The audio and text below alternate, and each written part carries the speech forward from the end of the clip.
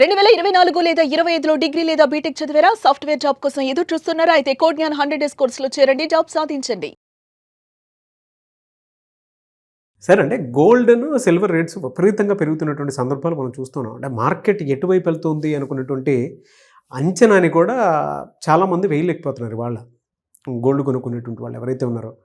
ఇది కొంతమంది ఏమో వెరుగుట కొరికేనా అని కూడా మాట్లాడుకుంటూ ఉన్నారు. అంటే ఎంటైర్ ఈ గోల్డ్ కాన్సెప్ట్ మీద ఈ పెరగటము, తగ్గటము, అంటే కొంతమంది డైలమాలో పడిపోయేటువంటి విషయాలు చూడటము ఎలా అంటే ఏ విధంగా మనం చూడాల్సినటువంటి అవసరం ఉందంటారు? నువ్వేమి అనుకోకపోతే నేను ఒక మాట అడుగుతాను. Okay sir. నాగరాజు, ఈ సంవత్సరం అంటే 2025 అనుకో, నువ్వు ఎన్ని కిలోల బంగారంగా ఉన్నావా? Let us have a discussion about that. నువ్వు ఒక సామాన్య మానవుడే, నేను ఒక సామాన్య మానవుడే, మన కెమెరామెన్ కూడా అదే పనిలో ఉంటాడు. అందరం కూడాను selling in the same boat. నేనైతే కొనలేదు. నేనైతే 1 గ్రామ్ గోల్డ్ ఒక 4 కొన్నాను సార్. ఇప్పుడు కాదు అది. ఇప్పుడు గోల్డ్ రేట్ తగ్గాయని చెప్పేసి లాస్ట్ ఇయర్ చెప్పినప్పుడు 1 గ్రామ్ గోల్డ్ ఒక 4 కాయిన్స్ కొన్నాను. అంతే కదా. అంతే. నేనైతే స్వతహాగా అంటే 4 గ్రాములు కొన్నాను. నీ కెపాసిటీకి 4 గ్రాములు కొన్నావు. నేనైతే లాస్ట్ ఇయర్ అది కూడా కొనలేదు. మా వాళ్ళు ఏదో మలబార్ గోల్డ్ ఏదో స్కీము సంగతి సమాచారం అన్నారు. ఆ స్కీమ్కి ఏదో కట్టాము, వచ్చింది, కొనుక్కున్నారు. అది కూడా లాస్ట్ ఇయర్ కాదు, బిఫోర్ లాస్ట్ అయిపోయింది. ఈ గోల్డ్ రేటు పెరిగిందా తగ్గిందా ఏమిటి, వామ్మో వాయ్యో అని గుండెలు బాదుకోవాల్సిన అవసరము నీలాంటి వాడికి నాలాంటి వాడికి అని ఉందా? నేను లాస్ట్ ఇయర్ కొనలేదు, 4 గ్రాములు కొన్నావు. నాకు ఎందుకంటావు? గోల్డ్ పెరిగితే ఏంది, తగ్గితే ఏంది? భారతదేశంలో నాకు తెలిసి ఒక 34,000 టన్నుల గోల్డ్ ఉంటుంది. అందులో 25,000 టన్నులు అనేటువంటిది నీ దగ్గర నా దగ్గర ఆభరణాల రూపంలో ఉంటుంది. ఇంకా తిరుమల తిరుపతి దేవస్థానము, అనంత పద్మనాభ స్వామి అనేది తెలిసిందే కదా. అవును. ఇట్లాంటి వాళ్ళ దగ్గర ఏంటంటే ఇంకొక 4,000 టన్నులు 5,000 టన్నులు గోల్డ్ ఉంటుంది. ఒక 700-800 టన్నులు రిజర్వ్ బ్యాంక్ దగ్గర ఉంటుంది. ఈ మధ్యలో ఐ థింక్ రిజర్వ్ బ్యాంక్ వాళ్ళు కూడా ఒక 50 టన్నులు 60 టన్నులు గోల్డ్ కొన్నారు. కరెక్ట్గా నాకు ఫిగర్ గుర్తులేదు. 50+ టన్స్. సో ఇది టోటల్ పరిస్థితి. మన ఇండియాలో గోల్డ్ ప్రొడక్షన్ లేదు. ఒకప్పుడు కోలార్ గోల్డ్ ఫీల్డ్స్ ఉన్నాయి. ఆ కోలార్ గోల్డ్ ఫీల్డ్స్ అనేది కర్ణాటకలో ఉన్నాయి. అవి ఫస్ట్ కనుక్కుంది ఎవరో అనేసి అంటే బ్రిటిష్ వాళ్ళ కింద పనిచేసేటువంటి ఒక సైనికుడు ఆస్ట్రేలియాలో ఉండి అతను ఇండియా వచ్చి ఆ గోల్డ్ మైల్స్ని ఆపరేట్ చేయడం మొదలుపెట్టాడు, పర్మిషన్ తీసుకొని. అంత హిస్టరీ ఉంది దానికి. అక్కడ మాత్రమే మనకి బంగారం దొరికేది. అందులో బంగారం తీయాలి అంటే ఖర్చు ఎక్కువ అవుతుంది అని ఆ మైన్స్ని కూడా మూసేశారు. ఇప్పుడు మన గోల్డ్ అనేటువంటిది లేదు. దుబాయ్ నుంచో, లండన్ నుంచో, సౌత్ ఆఫ్రికా నుంచో, ఎక్కడి నుంచో గోల్డ్ ఎక్కడైతే దొరుకుతుందో ఓపెన్ మార్కెట్లో కొనుక్కోవాలి అంతే. 100% ఇప్పుడు మనకి గోల్డ్ మొత్తం కూడాను దిగుమతి చేసుకునేటువంటిదే. అవును. చూస్తుంటాం కదా మనం అప్పుడప్పుడు శంషాబాద్ ఎయిర్పోర్ట్లో వాడు బూట్లలో పెట్టుకొని వచ్చి ఆడ పెట్టుకొని వచ్చి సినిమా కూడా చూసాంగా. డ్రగ్స్ గోల్డ్ లోపల కడుపులో పెట్టేసి వాడిని చంపేసి సంఘ సంవత్సరం చేసిన సినిమాలు కూడా చూసాం కదా మనం. ఎనీహౌ, ఇండియాలో బంగారం ప్రొడక్షన్ లేదు, అంతా కూడా ఇంపోర్టెడే. స్టాటిస్టికల్ ఫిగర్స్ నేను చెప్పాను. మరి ఇప్పుడు ఈ పెరగడము తగ్గడము ఎందుకు జరుగుతుందంటే ఇది కేవలం ఒక 5 మంది 10 మంది చేతుల్లో ఉండే వారం. పక్కా గ్యాంబ్లింగ్ అనమాట ఇది. పెరిగేటప్పుడు ఎందుకు పెరుగుతుంది అంటే తెలియదండి. ఎప్పుడు తగ్గుతుంది తెలియదండి. ఎంత తగ్గుతుంది తెలియదండి. అసలు తగ్గడానికి అవకాశం ఉందా తెలియదండి. ఎవరికి ఏమీ తెలియదు. కానీ ప్రతి ఒక్కరు దీని గురించి మాట్లాడతాడు. ఇది మన దౌర్భాగ్యం, ఇది మన దరిద్రం. అది మన చేతుల్లో లేదు. అది ఆ లండన్లోనో దుబాయ్లోనో వాళ్ళ చేతుల్లోనే ఉంటుంది, కానీ మీ చేతిలో నా చేతిలో లేదు. ఓకే. మరి ఎందుకు పెరిగింది అంటే అలా పెరిగింది అంతే. మరి ఎందుకు తగ్గింది అంటే గ్రాము లేదంటే 10 గ్రాముల స్టాండర్డ్ తీసుకో. 10 గ్రాములు అనేటువంటిది 50,000 60,000 ఉన్నప్పుడు అది అలా పెరిగి ఐ థింక్ నాకు తెలిసినంత 1,60,000 వరకు వచ్చినట్టుంది. అబ్బో పెరుగుతుందంట అని జనాలందరూ కూడా ఎగబడి కొన్నారు. 60,000 70,000 80,000 ₹1,00,000 పెట్టి కొన్నారు. ఏది ₹3 వడ్డీకి అప్పు తీసుకొని. మరి ఎంతకాలం పెరుగుతుంది? అలా పెరిగింది. ఇంకా పెరుగుతుందంట. అబ్బో ఇంకా ఏంది నీకు పెరిగితే ఏంది తగ్గితే ఏంది? అమ్ముకుందామని. ఎప్పుడైతే వీళ్ళు అమ్ముకుందాము అని చెప్పి అనుకుంటున్నారో అది పడిపోవడం మొదలుపెట్టింది. వీడు ₹1,00,000 పెట్టి కొన్నాడు, అది పడిపోవడం మొదలుపెట్టేసరికి ఏంటి వీడు దడపడుతుంది. అమ్మో పడిపోతుందంటే అని చెప్పి అమ్మేస్తాడు. ఎక్కడ అమ్ముతాడు వాడు? 1,20,000 దగ్గర కనుక అమ్మితే పర్వాలేదు, ఎందుకంటే వీడు కొన్నది ₹1,00,000 పెట్టి కాబట్టి. 1,50,000 పెట్టి కొన్నాడు. పరిస్థితి ఏంది? పెరుగుద్దని కొన్నాడు, అదేమో 1,20,000 వచ్చింది. మరి 30,000 నష్టపోవట్లా? అవును. ఆ నష్టపోయేటువంటి వాళ్ళు 99% ఉంటారు. ఓకే. 99% నష్టపోయే వాళ్ళు ఉంటారు. ఆ 1% అనేటువంటి వాళ్ళు బెనిఫిట్ పొందేది ఎవరు అంటే మార్కెట్ ఆపరేటర్స్. ఈ మార్కెట్ ఆపరేటర్స్ ఎక్కడుంటారు? ఇండియాలో ఉంటారు, దుబాయ్లో ఉంటారు, లండన్లో ఉంటారు. ఎంతమంది ఉంటారు? అంతా కూడా కలిపి తిప్పి 100 మంది కంటే ఎక్కువ ఉండరు. పెంచాలనుకుంటే పెంచుతారు, తగ్గించాలనుకుంటే తగ్గిస్తారు. మరి ఇప్పుడు మళ్ళీ ఎందుకు తగ్గింది? అంతకుముందు వాళ్ళు కొని పెట్టుకున్నారుగా, అవును, అమ్మేయడం మొదలుపెట్టారు. వాళ్ళు 60,000, 70,000, 80,000 దగ్గర నుంచి కొనుక్కుంటూ పోయారు. ఇప్పుడు వాళ్ళు అమ్మేశారు. 1,60,000 పీక్ వచ్చేసరికి అమ్మేశారు. సో 1,60,000 నుంచి 1,50,000, 1,40,000, 30,000, 20,000, 1,90,000, 80,000 తగ్గిపోద్ది.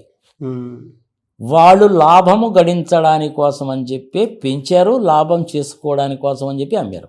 దీన్ని ప్రాఫిట్ బుకింగ్ అంటారు. ఓకే. షేర్ మార్కెట్లో కూడా సేమ్ డిట్టో ఇలాగే జరుగుతుంది.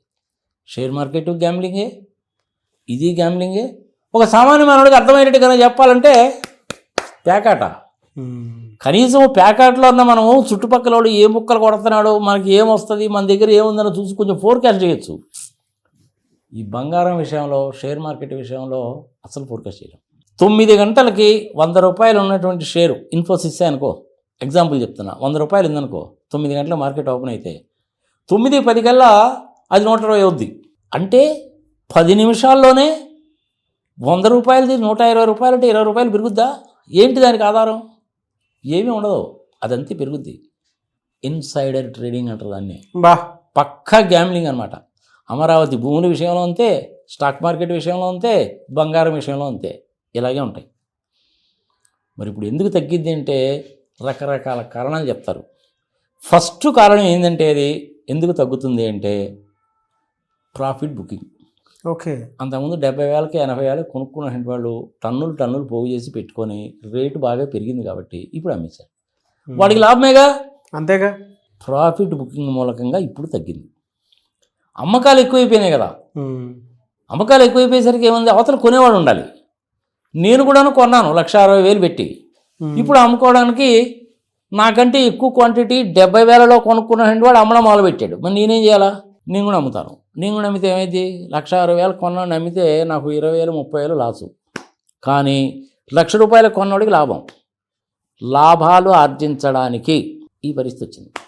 ఓకే. 99% వాళ్ళు లాభపడతారు, 1% వాళ్ళు మాత్రమే లాభపడతారు. మీలాంటి వాళ్ళు, నాలాంటి వాళ్ళు 99% మంది నష్టపోతారు. ఇదొక కారణం. రెండోది ఏంది, ట్రంప్ గారి ప్రవర్తన. ఇది ఎవరేదని చెప్తున్నారన్నమాట. ట్రంప్ గారు అసలు ప్రపంచ దేశాల మీద యుద్ధాలు ప్రకటిస్తున్నాడు, ఆ రాజును పట్టుకుపోయాడు, 2 గంటలు ఎత్తుకుపోయాడు, గ్రీన్లాండ్స్ నాదే అని అంటున్నాడు, టారిఫ్లు వేస్తానంటున్నాడు. సంగతి సమాచారం ఇదొక కారణం చెప్తారు. దానికి దీనికి అసలు సంబంధమే లేదు. మూడో కారణం ఏంది, ట్రంప్ గారేమో 1% వడ్డీ తగ్గించాలంటాడు. అక్కడ అమెరికాలో ఉండేటువంటి ఫెడరల్ బ్యాంక్ చైర్మన్, డైరెక్టర్ వాళ్ళేమో తగ్గించడానికి వీల్లేదంటారు. నేను ప్రెసిడెంట్ని, ఏంది నేను చెప్పినట్టు నువ్వు వినలేదని ట్రంప్ అంటాడు. కానీ నా ఫెడరల్ బ్యాంక్ అండి ఇది, ఫెడరల్ రిజర్వ్ బ్యాంక్ అండి ఇది ఇండిపెండెంట్ సంస్థ, మన ఆర్బీఐ లాగే. మీరు చెప్పినట్టు ఇనేది కుదరదండి, దేశంలో ఉండే పరిస్థితులన్నీ పరిశీలించి తగ్గించాలా పెంచాలని మేము డిసైడ్ చేద్దామండి అంటే వాడి మీద క్రిమినల్ కేసు పెట్టారు. వేరే వాడిని తీసుకొచ్చి పెట్టాలని అదొక కారణం చెప్తారు. ఇట్లా నువ్వు పనికి మాలిన కారణాలు తప్ప అసలు సిసలైన కారణం అంటూ ఏది ఉండదు. గ్యాంబ్లింగ్లో కారణం అంటూ ఏముంటుంది నీకు? జోదంలో ఏముంటుంది చెప్పు? మహాభారత యుద్ధంలో కూడా జోదం ఆడారు కదా, మనకే తెలుసు కదా. అదేంది, ఆ ఎముకలు, సంగతి సమాచారం వాళ్ళందరినీ జైల్లో పడేసి ఒక్కొక్క మెతుకు వేస్తే ఆ మెతుకన్నీ పోగు చేసి ఒక చిన్న ముద్ద చేసి వాడు మన సిగ్గుమానకు పెడితే వాడొక్కడు బతికి వాడు బయటకు వచ్చి ఈ కౌరవుల పక్షాన చేరి ఎందుకు వాళ్ళ కొంప ఉంచడానికి ఆ జోదం వేసి సంగతి సమాచారం చూసాంగా. ఇది కూడా అంతే, షియర్ గ్యాంబ్లింగ్. అంతేగాని తగ్గడానికి, పెరగడానికి, నిలిచిపోవడానికి, అలాగే ఉండిపోవడానికి, స్టాటిక్గా ఉండిపోవడానికి కారణాలంటూ ఏవీ ఉండవు. అసలు సిసలైన కారణం ఏందా అంటే బాగా డబ్బులు ఉన్నటువంటి వాళ్ళు కొన్నటువంటి బంగారము అప్పుడు కాస్త కొనుక్కుంటా బాగా పైకి తీసుకెళ్ళి 1,60,000 దాకా తీసుకెళ్ళి ఇక చాలరా బాబు మనం కొన్నది 1,00,000 రూపాయలకే కదా, 1,60,000 రూపాయలు వచ్చింది కాబట్టి ఇంక అమ్మేద్దామని చెప్పి అమ్మడం మొదలు పెట్టాడు. వాళ్ళకేమో లాభం వచ్చింది, మనలాంటి వాళ్ళకేమో బొక్క పడింది, అంతకు తప్ప ఇంకేమీ లేదు. అదే సమాజం చెప్తారు చావు, అదేదో 100 కాకులను కొన్నట్టు రాబంధు సంగతి సమాచారం అని, ఆ టైప్ అన్నమాట. బా షేర్ మార్కెట్ అయినా ఇలాగే ఉంటుంది, బంగారం అయినా ఇలాగే ఉంటుంది. మిగిలిన కారణాలు ఉన్నాయి చూసావు. ట్రంప్ గారు 1% తగ్గిస్తా అన్నాడు, సంగతి సంవత్సరం ఇస్ ఆల్ ట్రాష్. నార్మల్గా ఫండమెంటల్ ప్రిన్సిపల్ ఏంటంటే బంగారం రేటు పెరుగుతున్నప్పుడు స్టాక్ మార్కెట్ తగ్గుతుంది. కారణం ఏంటంటే షేర్లలో ఎవడు పెట్టాడు, బంగారంలో పెడతాడు. అందుకని బంగారం రేటు పెరుగుతున్న కొద్దీ స్టాక్ మార్కెట్ తగ్గుద్ది. రివర్స్ కావాలి కదా, అంతే కదా. మరి ఇప్పుడు బంగారం కన్నా తగ్గిందంటే స్టాక్ మార్కెట్ పెరగాలిగా. మరి స్టాక్ మార్కెట్ ఇవాళ 1000 పాయింట్లు పడిపోయిందిగా నిర్మలా సీతారామన్ గారి బడ్జెట్ పరంగా. సో ఇది టోటల్ రివర్స్ అయిపోలా. ఫండమెంటల్ ఎకానమిక్ ప్రిన్సిపల్ ఏదైతే నడుస్తుందో అది మొత్తం రివర్స్ అయిపోయిందిగా ఇప్పుడు. గుర్తుపెట్టుకో, స్టాక్ మార్కెట్ పెరుగుతుందంటే బంగారం కొండ కాబట్టి బంగారం రేటు తగ్గాలి, కానీ అది జరగల. స్టాక్ మార్కెట్ బాగా తగ్గిపోయింది కాబట్టి షేర్లు కొండలేదు కాబట్టి బంగారం కొంటారు కాబట్టి బంగారం రేటు పెరగాలి, అది కూడా జరగలేదుగా. స్టాక్ మార్కెట్ తగ్గింది, బంగారము తగ్గింది. అంటే అర్థం ఏంటి? గ్యాంబ్లింగ్, జూదము. నీ టీవీ ద్వారా నేనేం చెప్తానంటే ప్రజలకి బాగా అవసరమైతే పెళ్ళి పబ్బాలు అంటే కనుక ఏదైనా కనుక ఉంటే అట్లాంటి సందర్భంలో మీ శక్తి కొద్దీ, అప్పు చేసి కాదు, మీ శక్తి కొద్దీ మీకున్న సేవింగ్స్లో నుంచి బంగారం కొనుక్కోండి. 3 రూపాయల వడ్డీలకి 4 రూపాయల వడ్డీలకి తీసుకొచ్చి బంగారం కొనబాకండి. బంగారం ధరలు అనేటువంటిది మీ చేతుల్లో నా చేతుల్లో లేవు. నియంత్రణ మన చేతుల్లో లేదు. స్టాక్ మార్కెట్ అయినా అంతే, బంగారం అయినా అంతే, ఆయిల్ గ్యాస్ అయినా అంతే. సామాన్య మానవుడు దెబ్బతింటాడు, దారుణంగా దెబ్బతింటాడు. ఆత్మహత్యలు చేసుకున్న కేసులు కూడా చూశాను. బంగారంతో ఎప్పుడు ఆటలాడబాకండి, షేర్ మార్కెట్తో ఆటలాడబాకండి. మీరు బంగారం కానీ కొనుక్కోవాలంటే కొనుక్కోండి. ఇంట్లో ఉండేటువంటి భార్యకి కానీ పిల్లలకు కానీ సడన్గా ఏదన్నా అవసరం వచ్చింది, హార్ట్ అటాక్ వచ్చింది, హాస్పిటల్కి తీసుకెళ్ళాలి. ఏటీఎంలో నీకు 10,000 కంటే రావు. పూర్వం నీ దగ్గర బ్యాంకులో బ్యాలెన్స్ ఉంది, డ్రా చేయడానికి వీల్లేదు. అర్ధరాత్రి 12 గంటలకి పోవాలి, ఏం చేయాలి? గోల్డ్. అర్ధరాత్రి 12 గంటలకు కూడా నువ్వు తలుపు తడితే నీ బంగారం పెడితే డబ్బులు ఇచ్చే మార్వాడీలు ఉన్నారు సికింద్రాబాద్లో. ఈ పక్కింటి ఉన్నాయని అడగచ్చు. 10 మందిని అడిగినా కానీ తలా 10,000 ఇచ్చినా కానీ ₹1,00,000 అయితే నువ్వు హాస్పిటల్కి వెళ్తావు, మనిషిని బతికించుకుంటావు. అప్పుడు నీకు బంగారం ఉపయోగపడుతుంది. బంగారంతో సామాన్య మానవుడు గ్యాంబ్లింగ్ చెయ్యవద్దు, స్టాక్ మార్కెట్తో గ్యాంబ్లింగ్ చేయవద్దు. ఈ సంగతి నేను ఇప్పుడు కాదు, 4-5 సంవత్సరాల కింద కూడా దీని గురించి ఒక వీడియో పెట్టాను. ఎందుకు చేశారో ఏమో కానీ ఇప్పుడు అది ఉందో లేదో నాకైతే తెలియదు. ఐ థింక్ దాన్ని ఏదో బ్లాక్ చేసినట్టున్నారు. మన జనాలకు నచ్చలేదేమో, దాన్ని ఏదో బ్లాక్ చేయడం, ప్రైవేటైజ్ చేయడం చేశారు. నేను ఫైనల్గా చెప్పేది ఒకటే, అత్యవసరమైన పరిస్థితుల్లో పెళ్ళిళ్ళకి వాటికి వీటికి అట్లాంటప్పుడు మాత్రమే నీ దగ్గర ఉన్నటువంటి ఎక్కువగా ఉన్నటువంటి సేవింగ్ చేసుకున్నటువంటి డబ్బులు పెట్టి మాత్రమే బంగారం కొను. మిగిలిన టైంలో బంగారం గురించి నువ్వు ఆలోచించాల్సిన పనే లేదు. ఇంకొక విషయం కూడా చెప్తాను నీకు. ఇంతకుముందు రెగ్యులర్గా టీవీలో వచ్చేవాడు కానీ కుటుంబరావు గారని స్టాక్ మార్కెట్ గురించి చెప్పేవాడు. ఆయన పెద్ద చదువు గిదువు తర్వాత లెక్కడి కప్పుల్లో ఏదో సమ్ జిరాక్స్ మిషన్ అది ఇది ఉండేది. చిన్నగా షేర్ మార్కెట్లోకి ఎంటర్ అయ్యాడు, కార్యవాళ్ళతో టైప్ పెట్టుకున్నాడు. రోజు వచ్చి చెప్పేవాడు అనమాట, పెరుగుతుంది పలానా షేర్ పెరుగుతుంది, అంత పెరుగుతుంది, ఎంత పెరుగుతుందని చెప్పేవాడు. ఒక వారం రోజుల పాటు పెరుగుద్ది, దాని తర్వాత పడిపోద్ది. అది ఏమండి కుటుంబరావు గారు పెరుగుద్ది అన్నారు, మేము కొన్నాం కదండి, పడిపోయింది ఏమిటండి అంటే టెక్నికల్ కరెక్షన్ అండి, టెక్నికల్ కరెక్షన్ అని చెప్పేవాడు. బంగారం కూడా అంతే, పెరిగింది. మరి ఇప్పుడు ఎందుకు తగ్గింది అంటే టెక్నికల్ కరెక్షన్. ఇంతకంటే దాని గురించి డిస్కస్ చేయడం వేస్ట్. ఇంతకుముందు చేసిన వీడియో 6 లక్షల మంది 7 లక్షల మంది చూశారు. అత్యాశకి పోకండి, అప్పు చేసి బంగారం కొనకండి. మీకు దాని గురించి ఆలోచించడం అనేది waste. Thank you sir, thank you so much for the information. Thank you.